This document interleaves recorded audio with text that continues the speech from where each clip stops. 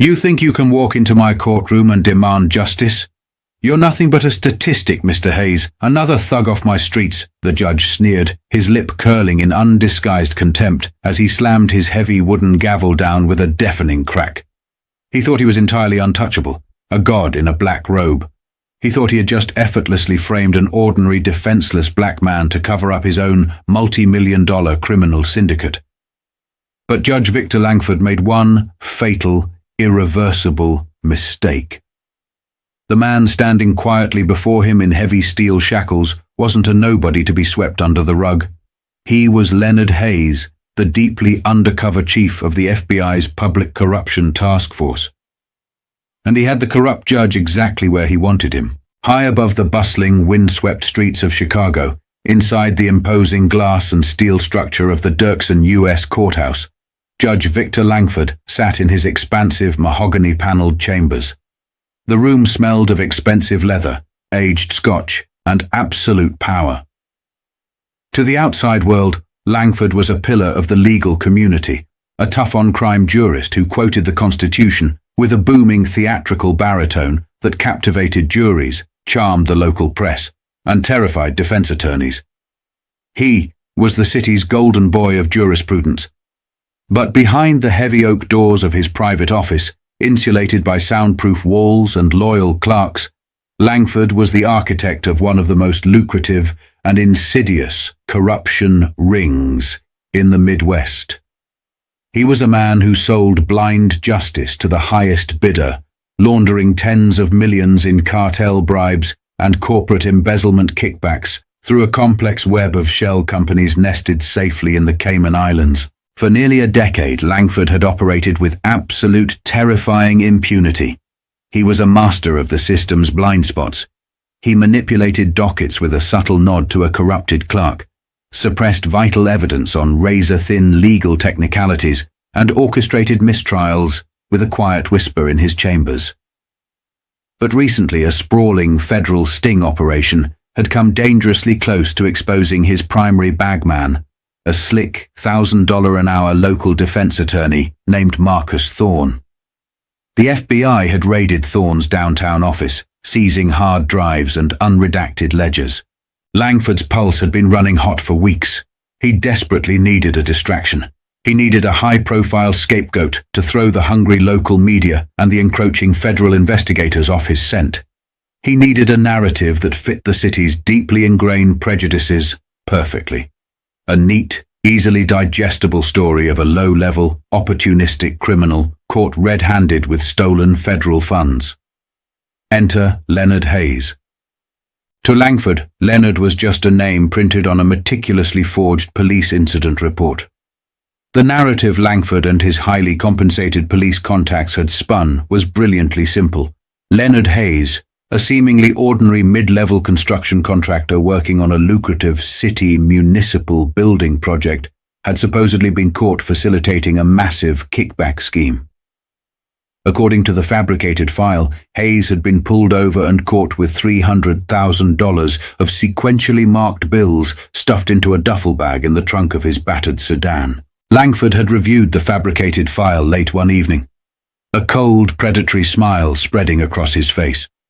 Hayes was an out-of-towner, a black man with no immediate family in Chicago, living in a modest, month-to-month rental in the South Loop.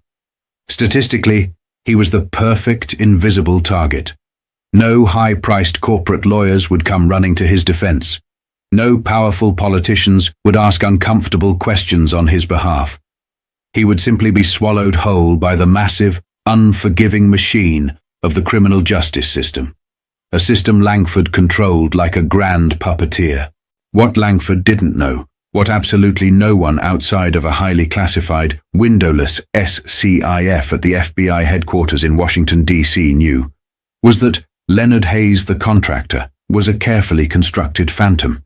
His real identity was Special Agent in Charge Leonard Hayes, the newly appointed chief of the FBI's elite public corruption unit. Hayes had spent the last 2 grueling years dismantling systemic corruption from the inside out, operating deep undercover at immense personal cost. Recognizing the pattern of Langford's syndicate, Hayes had purposely placed himself directly in the crosshairs, dangling himself as irresistible bait in a trap that the arrogant, desperate judge was eagerly walking right into. As Langford sipped his $200 single malt scotch, admiring the sprawling, glittering view of Lake Michigan, he finalized the arrest warrant. He signed his name with a dramatic flourish, the sharp scratch of his expensive Mont Blanc fountain pen echoing loudly in the quiet room. "Too easy," Langford muttered to himself, admiring the authority of his own signature. He truly believed he was the grandmaster of the board, maneuvering disposable pawns to protect his king. He had absolutely no idea that he wasn't the player in this game. He was the prey, and the trap had just snapped shut. The subterranean cavern of Lower Wacker Drive was a claustrophobic nightmare of concrete pillars and yellow sodium lights. It was 11:45 p.m. on a freezing Tuesday, the freezing rain slicking the asphalt. The flashing red and blue lights of 3 Chicago police cruisers reflected sharply off the puddles, illuminating the concrete walls with a chaotic strobe effect. Leonard Hayes kept his hands highly visible, gripping the steering wheel of his intentionally unassuming 2012 Ford Taurus at 10:02. He watched in the rearview mirror as 3 officers approached, their silhouettes imposing, hands resting menacingly on their holstered service weapons. This was it. The point of no return. "Step out of the vehicle.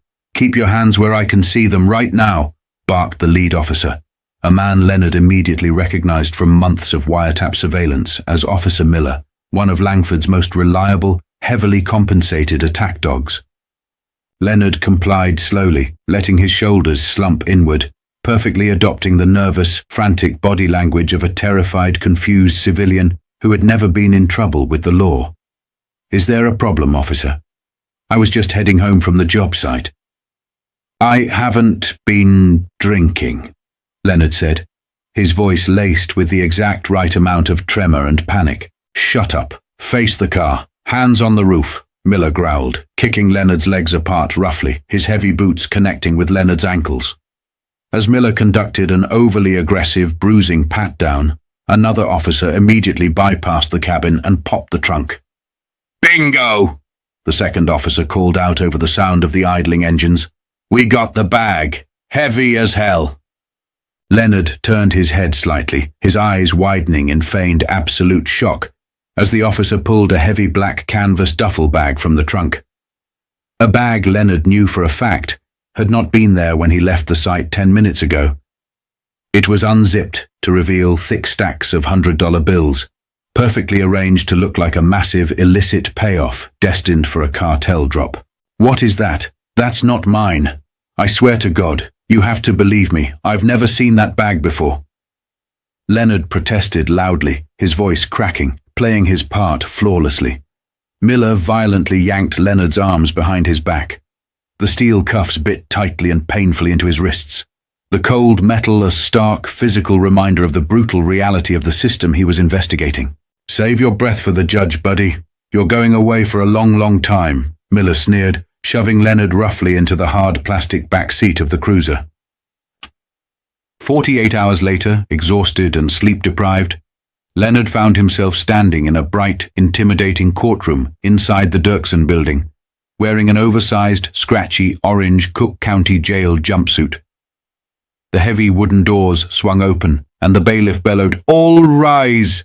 The Honorable Judge Victor Langford presiding." Langford swept into the room with calculated majesty, his black robes billowing behind him, radiating an aura of absolute, unquestionable authority.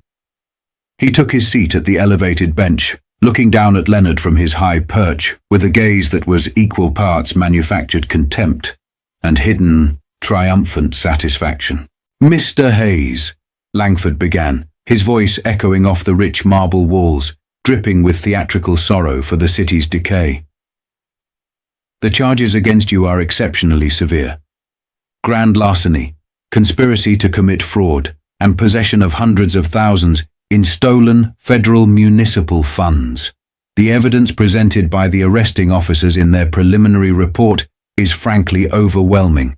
Leonard's court-appointed public defender, actually a brilliant, sharply trained undercover federal prosecutor named David Ross, dressed in a cheap, ill-fitting suit, spoke up with manufactured weakness. "Your Honor, my client has absolutely no prior criminal record. He's a hard-working man. We respectfully request bail be set at a reasonable amount. He has surrendered his passport and is clearly not a flight risk." Langford's eyes narrowed into dangerous slits. He leaned forward over the heavy oak bench, staring directly at Leonard to deliver his fatal blow. "No prior record doesn't mean innocent, Counselor. It just means he hasn't been caught until now. Given the staggering, audacious sum of money found in this man's possession, and the extreme flight risk he poses to the community, bail is unequivocally denied. The defendant will be remanded to the maximum security wing of Cook County pending trial." Langford slammed his gavel with a thunderous crack that made the gallery jump. He looked down at Leonard, fully expecting to see a broken, weeping, terrified man begging for mercy. Instead, for a fraction of a second, Leonard raised his chin and met the judge's gaze. There was no fear in Leonard's eyes, only a cold, analytical, piercing stillness. Langford felt a brief, inexplicable shiver run down his spine, a primal warning deep in his gut that he quickly brushed away as paranoia. He had won. The scapegoat was safely caged. The money trail was covered. The air in the maximum security wing of the Cook County Jail was thick with the suffocating smell of industrial bleach, stale sweat, and crushing despair. Leonard sat on the edge of a thin, rigid cot in an isolated 6x8 cell. The constant rattling clanging of heavy metal doors, the distant echoing shouts of angry inmates, and the relentless buzzing of the fluorescent lights formed a relentless psychological soundtrack of misery. To anyone else, this environment would be a soul-crushing nightmare. To Leonard Hayes, it was merely his temporary command center. He had spent the last 5 agonizing days enduring the intense psychological and physical toll of incarceration, maintaining his civilian cover perfectly. He forced down the terrible, unidentifiable food, kept his head down and his eyes averted during his 1 hour in the concrete yard, and expertly projected the slumped, hollow image of a defeated, hopeless man. But beneath the surface, his mind was operating at 100 miles an hour, analyzing every variable of his intricate operation. On the 6th day, a guard's heavy keys rattled in the lock. The steel door slid open. "Hayes, you got a visitor. Legal counsel, move it." Leonard was escorted down a long, bleak corridor to a small, soundproof visitation room, divided by a thick pane of heavily scratched, bulletproof plexiglass. Sitting on the other side, wearing a sharp, tailored grey suit and looking intensely professional, was Special Agent Sarah Jenkins, Leonard's second-in-command at the FBI. She slid a thick, unmarked manila folder through the narrow, brushed steel slot at the bottom of the glass. To the bored guards monitoring the overhead cameras, it looked exactly like a standard, depressing legal document review. "How are the accommodations, Chief?" Jenkins asked softly, her eyes betraying a genuine hint of concern beneath her steely, professional exterior. She could see the fatigue etched into his face. "I've slept on worse," Leonard replied, his voice a low, raspy murmur. "What's the status of the wiretaps? Did you take the bait after the arraignment?" Jenkins smiled thinly, a predator finding the scent. She opened the folder, revealing heavily redacted Title III wiretap transcripts rather than legal briefs. He swallowed it hook, line and sinker. "Langford got sloppy just like you predicted. 2 nights ago, after he denied your bail, he had a private celebratory dinner with Marcus Thorne at a high-end steakhouse in River North. We had a directional mic pointed right at their table from a parked van across the street. Read page 4. Leonard scanned the transcript, his eyes darting across the text. "Langford. The contractor is locked up tight. Denied his bail myself. The idiot didn't even put up a fight. Looked like a deer in headlights. It's a perfect wrap-up. The feds will spend the next 2 years chasing the money trail we planted in his trunk, and we proceed with the Cayman transfers on Friday.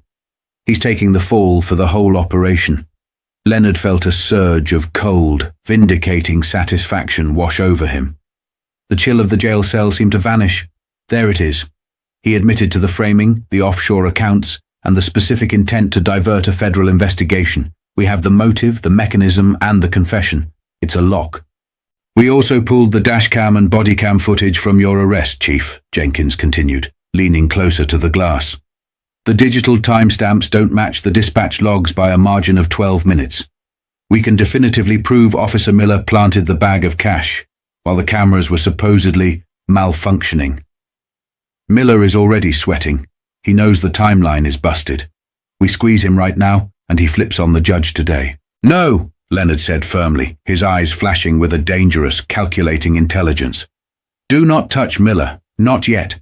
If we grab the pawns off the board, the king will realize his flank is compromised, and he'll initiate his burn protocols to destroy the offshore ledgers.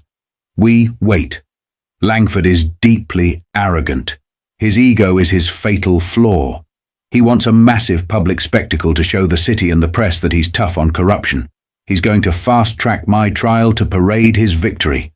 You actually want to go to trial? Jenkins asked, her professional calm cracking with surprise. Chief, that's incredibly risky. If anything goes wrong in that courtroom, if a sympathetic jury buys his rhetoric before we drop the net, nothing will go wrong, Leonard interrupted smoothly, his tone leaving no room for argument.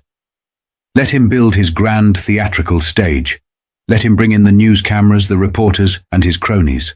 The bigger the audience he gathers to watch my execution, the harder and more permanent his own fall will be. Have the hostage rescue team and the tactical unit stand by. When I give the signal in that courtroom, you bring the hammer down on the entire courthouse. Jenkins nodded slowly, gathering the sensitive files and sliding them back into her briefcase. Understood, Director. We'll be ready for the breach. As Leonard walked back to his cell, the heavy metal door slamming shut behind him with finality, he didn't feel trapped in a cage. He felt like a trapdoor spider sitting patiently in the dark, at the center of a very large, very complex web. Judge Langford was about to learn a brutal lesson about the justice system. It wasn't blind. It was just waiting in the shadows for the perfect moment to strike. 3 agonizingly slow weeks later, Courtroom 204 in the Dirksen building was packed to absolute maximum capacity. The air was stifling, buzzing with anticipation. Judge Langford had pulled every corrupt string he had, cashing in favors to ensure the Hayes corruption case was fast-tracked past the usual bureaucratic backlog and heavily publicized.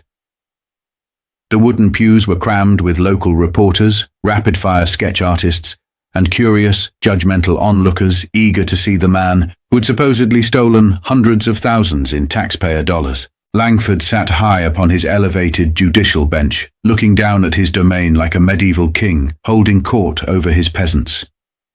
He wore his black robes with theatrical, almost religious flair, projecting an image of absolute, unquestionable integrity.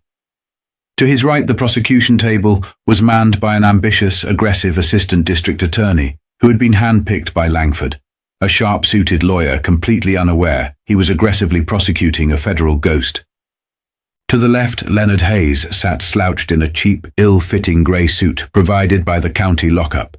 He looked appropriately exhausted, his posture slightly stooped, his hands folded quietly in his lap, as if resigned to his grim fate.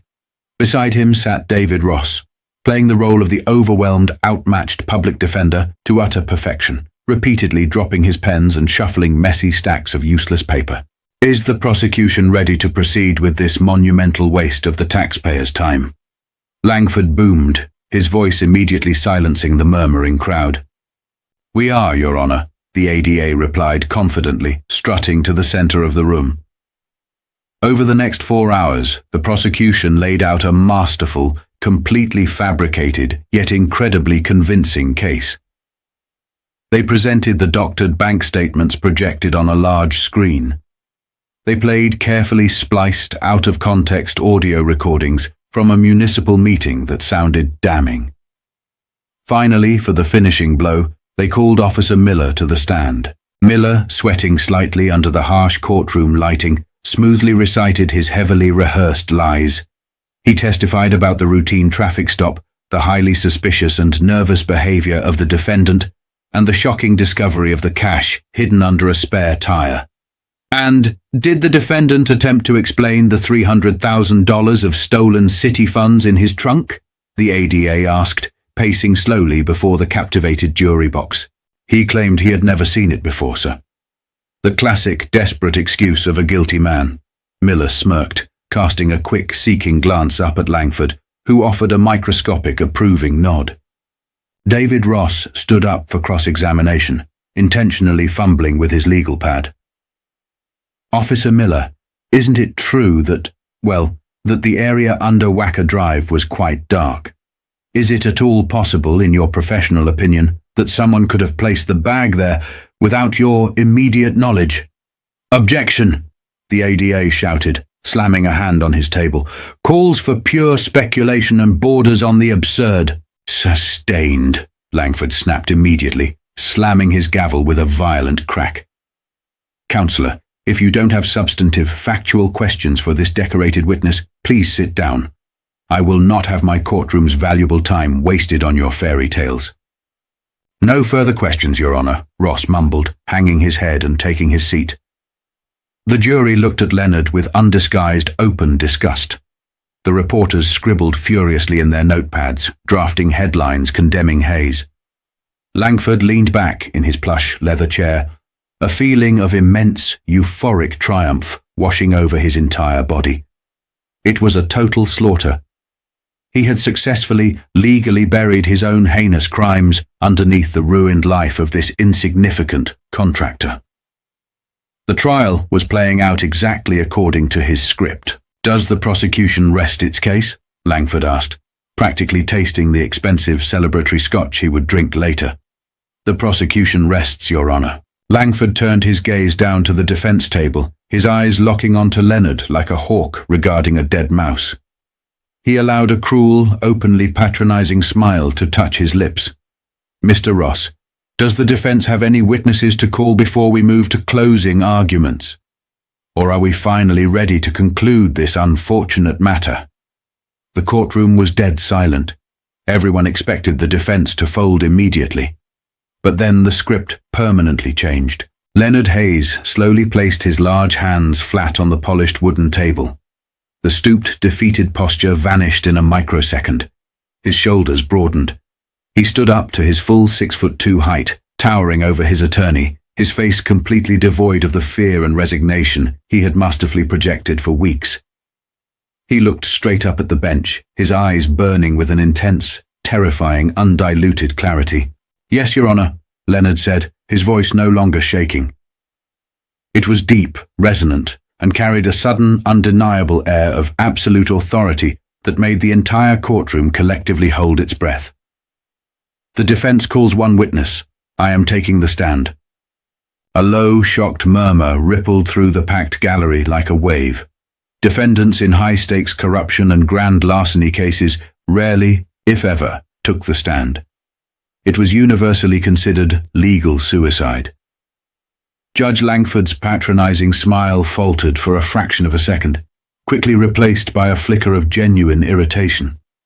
He hated deviations from his plans. Very well, Mr. Hayes, Langford sneered, his voice dripping with venomous condescension. If you wish to hang yourself on the public record, the court will graciously allow it. Bailiff, swear the defendant in. Leonard walked to the witness stand with purposeful, measured, heavy steps. The orange jumpsuit was gone, but even in the cheap grey suit he suddenly carried himself like a man who owned the entire building. He placed his right hand firmly on the Bible, swore to tell the truth, the whole truth, and nothing but the truth, and sat down. He didn't look at his lawyer. He looked dead center at Judge Victor Langford, locking eyes with the corrupt man. David Ross approached the central podium. The bumbling, nervous, incompetent demeanor had completely evaporated. He stood tall, adjusting his glasses, looking every bit the ruthless, elite federal prosecutor he truly was.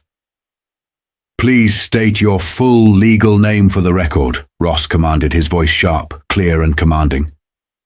My name is Leonard Vance Hayes, Leonard replied, his voice steady as bedrock. Mr. Hayes, The prosecution has spent the last 4 hours painting you as a mid-level construction contractor who orchestrated a massive municipal bribe. Is that your true occupation? No, sir, it is not, Leonard said calmly, his gaze never leaving the judge. The ADA jumped up, his chair scraping loudly. Objection, Your Honor. This is ridiculous. The defendant's employment records, W-2s and union cards were all entered into evidence without contest. Overruled for the moment, Langford interrupted, leaning dangerously forward over his bench, his eyes narrowing as a cold dread began to pool in his stomach. Let the man speak his piece. What exactly do you claim to do for a living, Mr. Hayes? Leonard held Langford's gaze. The air in the courtroom grew incredibly heavy, as if the atmospheric pressure had suddenly dropped. I am a sworn federal law enforcement officer. Specifically, I am the director of the Federal Bureau of Investigation's Public Corruption Task Force, operating out of Washington, D.C. My official badge number is 884 Delta 7, and I have full jurisdictional authority in this room. Total, absolute, deafening silence fell over the courtroom. A reporter in the second row literally dropped her pen. The clatter echoed like a gunshot. The jury stared with their mouths agape in stunned disbelief. Langford's face instantly lost all its colour, turning an ashen, sickly shade of grey. The heavy wooden gavel slipped slightly in his suddenly sweaty grip. Excuse me? What kind of absurd theatrical perjury is this? You are a criminal. I will hold you in contempt of court. I have been operating deep undercover in Chicago for the past 6 months, Leonard continued, his voice amplifying, echoing powerfully off the walls, cutting right through the judge's panicked bluster. My sole assignment was to investigate, document, and dismantle a massive, deeply entrenched money laundering, extortion, and judicial fixing syndicate. A highly illegal syndicate operating directly out of this very building and managed from your private chambers. Bailiff, arrest him! Remove this insane man from the stand immediately! Langford screamed, raw panic finally shattering his composed, regal facade. He was standing now, pointing a trembling finger. This trial is indefinitely suspended. I declare a mistrial. You don't have the authority to declare anything anymore, Victor, Leonard said, his voice dropping an octave, completely dropping the Your Honor. At that exact calculated moment, the heavy double oak doors at the back of the courtroom violently burst open. A dozen heavily armed federal agents wearing dark tactical vests emblazoned with FBI in bright yellow letters swarmed into the room, their weapons drawn but lowered. The crowd erupted into terrified screams and gasps. Reporters scrambled frantically over the wooden benches, desperate to get out of the line of fire. Special Agent Sarah Jenkins strode down the center aisle, holding a thick, bound stack of federal warrants sealed by the United States Attorney General. Nobody move! Federal agents, secure all exits! Nobody leaves this room! She shouted, her voice booming with unquestionable authority. Langford stumbled backward, knocking over his expensive leather chair. He looked desperately toward the private side exit leading to his safe haven, his chambers, but 2 heavily armed tactical agents had already breached the back halls and were blocking the door. The invincible king of the courtroom was suddenly trapped inside a cage of his own making. Leonard stepped down from the witness box, ignoring the chaos erupting around him. He walked slowly, purposefully toward the bench, looking up at the terrified, hyperventilating, trembling man who had casually tried to throw his entire life away. Judge Victor Langford, Leonard said, his voice devoid of any sympathy, cold as ice. We have the Title III wiretaps from your celebratory dinner with Marcus Thorne. We have the decrypted offshore routing numbers from your illicit accounts at Credit Suisse. We have Officer Miller, who gave us a full signed confession 20 minutes ago in an interrogation room downstairs in exchange for federal protection. We have absolutely everything. It's over. Langford's mouth opened and closed silently, like a dying fish pulled onto a dock. He gripped the edge of his bench to keep from collapsing. You set me up. This is illegal. You entrapped me. No, Victor, Leonard replied coldly, turning his back on the broken man. I just stood quietly in your way. You actively chose to run me over. You chose to frame an innocent man because you arrogantly thought he was powerless. But you picked the wrong man. The aftermath in the courtroom was swift, chaotic, and utterly merciless. Right there, in front of the horrified, breathless jury, the furiously flashing cameras of the local press, and the very legal community he had terrorized, blackmailed, and manipulated for a decade, Judge Victor Langford was publicly read his Miranda rights. Agent Jenkins forcefully yanked Langford's arms behind his back, uncaring of his status. The sharp metallic click of the steel handcuffs locking around his wrists echoed through the cavernous courtroom, a sound that sounded exactly like the gavel strikes Langford had used to destroy so many innocent lives for profit. Victor Langford, you are under federal arrest for egregious violation of the Racketeer-Influenced and Corrupt Organizations Act, conspiracy to commit massive wire fraud, extortion under the color of official right, and obstruction of justice. Jenkins recited flawlessly, her grip unyielding as Langford tried to squirm. Langford was physically shaking, his prestigious black robes tangling awkwardly around his legs as he was marched down from his elevated bench in disgrace. He looked completely diminished, a small, pathetic, terrified man finally stripped of his unearned power and false nobility. The reporters were screaming overlapping questions, camera flashes illuminating his terrified, tear-streaked face like strobe lights. This is a massive mistake. You can't do this to me. I know United States senators. I know the governor. Langford babbled hysterically, spittle flying from his lips as the agents dragged him mercilessly down the center aisle toward the waiting transport vans. Leonard stood near the defense table, watching the pathetic spectacle with a quiet, solemn intensity. David Ross walked up beside him, smiling broadly. Ross handed Leonard his gold FBI badge and a sharply tailored suit jacket they had smuggled into the building during the chaos. Flawless execution, Director.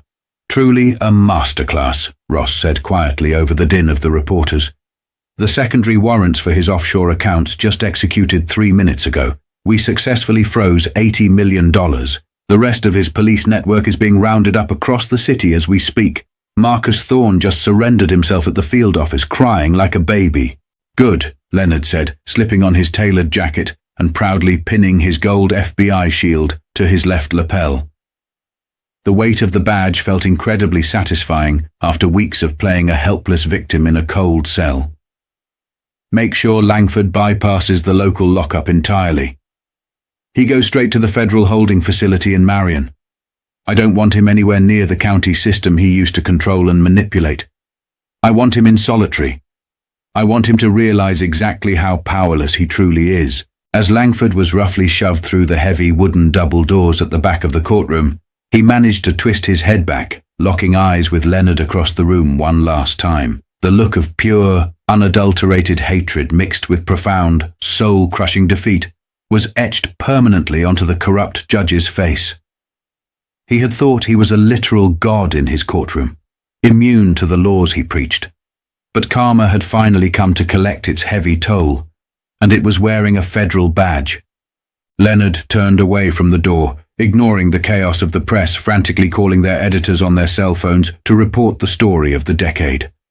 He took a deep, cleansing breath, the stale, tense air of the courtroom suddenly feeling a little cleaner, a little lighter.